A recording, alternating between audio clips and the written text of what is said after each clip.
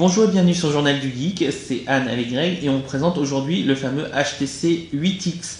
Donc c'est le deuxième smartphone haut de gamme pour le lancement de Windows Phone 8 puisque à côté il y a le fameux Lumia 920 et aussi forcément j'ai oublié de vous le dire mais le Samsung Active. Par contre le Samsung Active on l'a pas eu encore en main donc on ne pourra pas vous le dire. Donc voilà, en termes de design, ce qui plaît sur le 8X quand on le prend en main, justement c'est sa finition. Donc il a déjà une finition soft touch qu'on retrouvait un peu avec les HTC One X et One S. Donc c'est assez agréable. Et surtout, comme vous pouvez le voir, il est tout petit. C'est-à-dire quand vous le prenez par exemple le Lumia à côté, c'est assez bluffant parce que l'expérience est exactement la même puisqu'on parle de Windows Phone 8, donc il y a des limitations hardware que Microsoft a fait pour avoir la même expérience et c'est la même expérience puisque ce sont les mêmes processeurs, etc. Par contre, il est bien plus petit et 50 grammes en poche, c'est hallucinant, mais on dirait pas comme ça, mais on sent tout de suite la différence sur une journée. Voilà. Sinon, en termes de design, on retrouve donc les trois boutons sensitifs, le déclencheur photo, le bouton de volume et par contre ici le bouton de mise en marche et de veille. Alors ce bouton là a un avantage, c'est qu'il est très très bien intégré comme vous pouvez le voir sur le design du HTC 8X. Par contre on le sent quasiment pas, donc quand vous en avez besoin pour je sais pas, là bon je vous le montre parce que je le vois, mais quand j'en ai besoin et que je joue que j'essaie d'accéder à certaines choses un peu en aveugle parfois, il est assez difficile d'accès et c'est un peu dommage. Par contre, avantage du coup du HTC par rapport au Nokia, c'est qu'il y a une petite LED de notification ici, donc qui sert pour la charge et je pense des certaines notifications, même si j'ai jamais vu vraiment fonctionner encore là-dessus. Au niveau de l'APN, puisque autant le Nokia, puisqu'il est confronté au Nokia 920, pardon, au niveau de l'APN, il est basé sur le HTC One X et le One S qui proposaient déjà un excellent APN, appareil photo numérique donc, et on le retrouve ici, donc c'est-à-dire qu'il s'en sort plutôt pas mal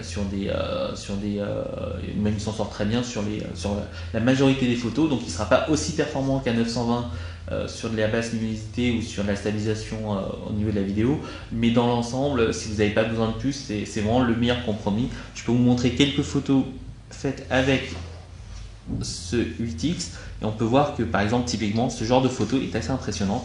C'est une photo où vous prenez le soleil en pleine face avec les immeubles et en général vous prenez n'importe quel APN où vous avez les immeubles très très assombris, là on voit la dynamique et que le Lumia et le 8X s'en sort assez bien. Le Lumia fait la même chose, mais du coup je préfère peut-être les couleurs du 8X. Alors l'avantage du 8X aussi par rapport au Lumia, c'est que le HTC a tendance à un peu sursaturer et un peu rajouter de netteté, donc du coup on retrouve avec des choses assez nettes. Là vous voyez, j'avais pris une photo du banc, donc c'est assez net, et là-dessus aussi. Je vous remontre une vidéo que j'avais faite au parc avec la défaite du PSG donc voilà quoi. Et donc vous pouvez voir directement que c'est pas du tout la même chose. On voit en fait les micro tremblements, c'est humain, et c'est là où on réalise que le Nokia a un cran au-dessus en termes de stabilisation optique et en conditions et en performance du coup pour les photos en basse lumière. Mais dans l'absolu, moi ça m'a pas plus gêné que ça. Pour Windows 8, je vais pas revenir dessus, donc vous le verrez, vous l'avez vu avec le test de Windows Phone 8 et le test du Lumia 920. Donc les nouveautés sont là, on a maintenant les 3 tuiles, on récupère Bing Maps, on récupère plus Bing Maps, pardon, mais à la place Nokia Maps aussi. Donc on parle de Nokia Drive, donc on nous a dit que Nokia Drive arrivera aussi sur tous les Windows Phone. Pour l'instant il n'est pas disponible, donc on n'a pas de navigation malheureusement. Par contre il y a des petites choses qui sont bien sympas donc chez HTC. Donc outre l'application de retouche qu'on connaissait, donc HTC propose un widget pour l'écran d'accueil. Donc quand vous avez l'écran d'accueil, là vous avez la météo directement avec vos notifications, et comme vous pouvez voir c'est plutôt sympa. Moi je préfère ça puisque du coup le Lumia ne le propose pas du tout. Voilà, donc j'ai à peu près fait le tour, donc forcément la vidéo est un peu plus courte que, le 920 tout simplement, parce que bon, l'expérience Windows Phone c'est exactement la même quel que soit le smartphone, surtout dans du haut de gamme, puisqu'il partage un peu les mêmes caractéristiques. Maintenant, en conclusion, si je devais choisir, comme je l'ai déjà dit sur la vidéo du 920, si je devais choisir un smartphone actuellement, ce serait sans doute le HTC 8X parce qu'il est quand même beaucoup plus, il est plus léger, il tient mieux dans la main et donc il a un meilleur compromis. Donc à la fois qualité photo, à la fois taille, à la fois expérience puisque c'est Windows Phone 8. Voilà. Donc je vous laisse après. Tout dépend de vos besoins. Si vraiment vous avez besoin